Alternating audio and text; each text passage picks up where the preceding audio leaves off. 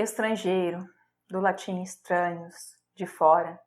Quem nunca esteve em um lugar, uma situação, experimentou um sentimento de desconexão da sua própria vida, alheio ao mundo ao redor, um estrangeiro de si mesmo, como se a existência passasse e você fosse apenas um observador, participasse dos acontecimentos como acaso ou circunstância. Esse e outros temas são abordados no livro O Estrangeiro, do algeriano Albert Camus. Este é o Litera Mais e no vídeo de hoje nós vamos falar sobre o livro O Estrangeiro, de Albert Camus, então autor e o contexto da obra. Depois a gente vai falar um pouco sobre a escrita, porque ele é considerado um dos grandes livros da literatura e a recepção deste romance. E por último, a gente vai destacar alguns elementos do romance que podem ajudar a sua leitura. O Albert Camus ele nasceu em 7 de novembro de 1913 em Drenin, que é uma cidade de 40 mil habitantes, próxima à costa da Argélia, que na época da ocupação francesa, quando nasceu Camus, ela se chamava Mondovì. E Camus era de uma família Pied Noir, que é os pés negros, né, que eram os descendentes europeus que nasceram na Argélia. Muitos vão regressar para a França assim que a Argélia se tornou independente, que foi em julho de 62, após mais de 130 anos de ocupação francesa. Ele morreu em 1960, não de tuberculose, que era uma doença que ele já sofria há muitos anos, mas ele morreu em um acidente de carro com o editor dele. Estava com o editor dele, o Michel Gallimard, das edições Gallimard, que é famosas edições Gallimard da França, estava junto também e morreu 5 dias depois. O Camus, ele vai publicar seu primeiro romance, O Estrangeiro, em 1942. E foi em meio à Segunda Guerra, né? E O Estrangeiro, ele faz parte de uma tetralogia do Camus, que se chama O Ciclo do Absurdo. Então, ali a gente vai ter o mito de Sísifo e 2 teatros, o Calígula e o Mal Entendido. O Estrangeiro, ele é o terceiro romance francês mais traduzido no mundo, né? Antes dele a gente tem o Pequeno Príncipe, claro, Exupéry, e também nós temos o Júlio Verne, As 20 Mil Léguas Submarinas. A frase de abertura do Estrangeiro é uma das mais conhecidas da literatura moderna. Hoje, mamãe morreu, ou talvez ontem. Não sei bem. A partir dessa frase, a gente vai acompanhar a trajetória do personagem narrador, que ele vive na Argélia. O romance, ele se passa na Argélia ali, né? E ele é dividido em 2 partes, né? A primeira parte, ela inicia no velório, a partir do telegrama que ele recebe da morte da mãe, o velório da mãe, do Meursault, e a circunstância em que o narrador, ele parece insensível. E como é de conhecimento comum, a primeira parte, ela termina com um homicídio. Nós vamos ter o homicídio trágico de um árabe. Ali tem os franceses nascidos na Argélia versus os árabes ali, né? Tem um certo conflito ali histórico-cultural. E o homicídio, ele vai ocorrer numa praia argelina. E a segunda parte, ela fala do julgamento desse homem e as reflexões de um condenado à morte. Aí no fim vai ficar uma frase e tema de muitas discussões literárias, filosóficas por aí afora, que se ele afinal ele é acusado pela aparente insensibilidade frente ao funeral da mãe ou do crime a ele imputado. E a partir das reflexões do personagem, ao longo de toda a narrativa, a gente vai ficar com a pergunta: será que o Meursault, ele era um homem de lucidez absurda e por isso indiferente? Ou o fato de possuir essa natureza indiferente que lhe confere o absurdo da lucidez? Muito se fala da indiferença do personagem, a gente vê aí inúmeras reflexões sobre o estrangeiro por aí afora. Essa indiferença do personagem frente às situações que se apresentam, mas tem que ter um cuidado aqui, porque ele não é um personagem plano. Essa indiferença tão falada, ela é nuançada em vários momentos, como da relação amigável que ele tem com o dono do restaurante, o Celeste ali, e uma espécie de reconciliação que ele faz com a mãe, mas no final da narrativa. Então essa é uma dica para quem vai ler o livro, para não se fixar muito nesses aspectos, de se afincar num aspecto único, uma única explicação da personagem. Vamos falar agora um pouquinho da escrita do estrangeiro. Bom, o estilo é neutro, é descontínuo, é fragmentado, tem o uso do passado composto, que é mais ou menos um tempo menos literário do que o passado simples, né? O passé composé, passé simple. O narrador ele não costuma descrever o seu meio ou as pessoas que lhe rodeiam, porque Meursault não precisa fazer uma descrição do que ele já conhece. Então a gente acaba descobrindo o nome do dono do restaurante, que o Meursault frequenta, porque por acaso o nome do restaurante é o nome do dono, né? Então assim cabe ao leitor ficar preenchendo as lacunas de uma vaga exposição e deixar-se vagar por frases assim concisas, muitas vezes chocantes, e preenchendo um senso que se projeta para uma certa interpretação caleidoscópica, né? O crítico literário Roland Barthes, ele no livro O Grau Zero da Escrita, ele faz apontamentos para o estrangeiro. Então, para Barthes, assim, o Camus ele vai atingir o grau máximo da impessoalidade na sua escrita. É uma escrita que ele chama de grau zero, que não é propriamente literária, não é propriamente uma escrita artística e estilística. Aliás, ela tem estilo, só que o estilo é a ausência do ideal do estilo.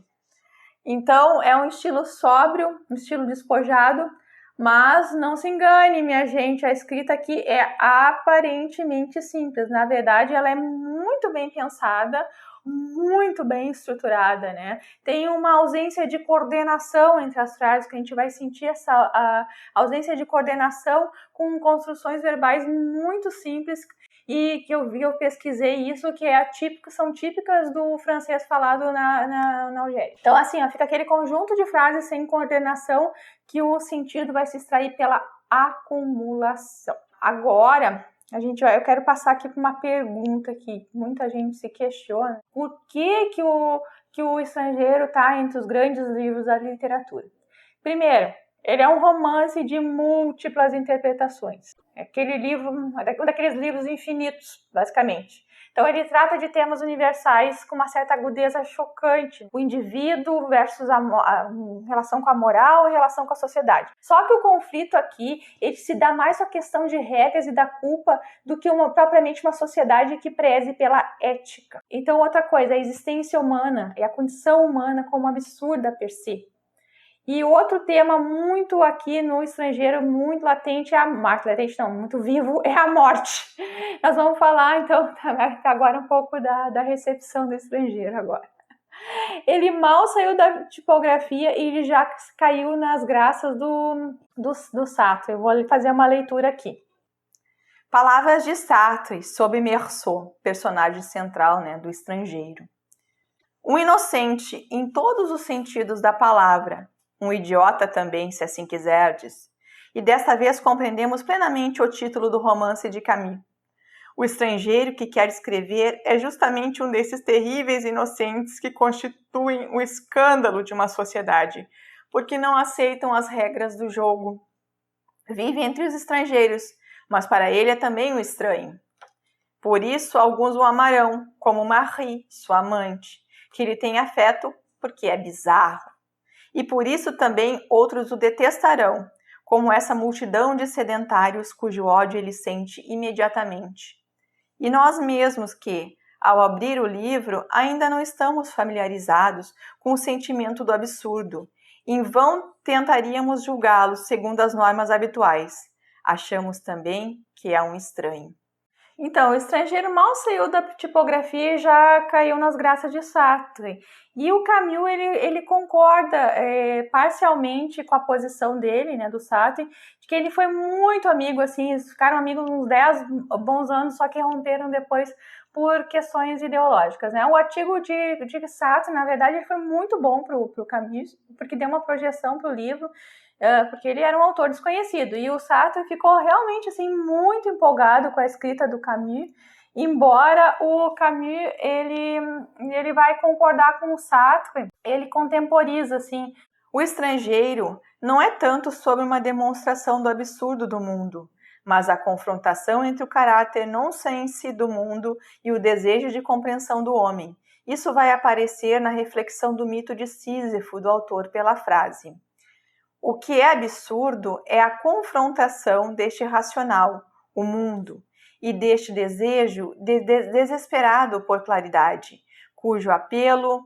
ressoa no mais profundo do homem. O Estrangeiro ele pode ser lido como uma metáfora da condição humana. Ele retoma o mito grego de Sísifo, explicado a partir de um outro livro do autor. O outro livro é o Mito de Sísifo, no qual o Sísifo ele tentou ludibriar os deuses. É um mito grego, né, um mito mais antigo, que ele tentou ludibriar os deuses escapando da morte e para puni-lo pela transgressão, né, os deuses condenavam a rolar diariamente uma pedra na montanha acima, e quando chegasse ao topo, até a pedra rolaria a montanha abaixo, e o Sísifo recomeçaria o trabalho eternamente. E assim, o Camus vê a existência do homem. Ele segue uma rotina sem sentido, fazendo coisas repetitivas, uma rotina que é completamente institucionalizada. O Camus ele vai falar do tédio e da repetição no mundo contemporâneo, e cujo antídoto mais viável seria a revolta, né? Mas isso ele fala nos outros livros dele lá, como A Peste, por exemplo.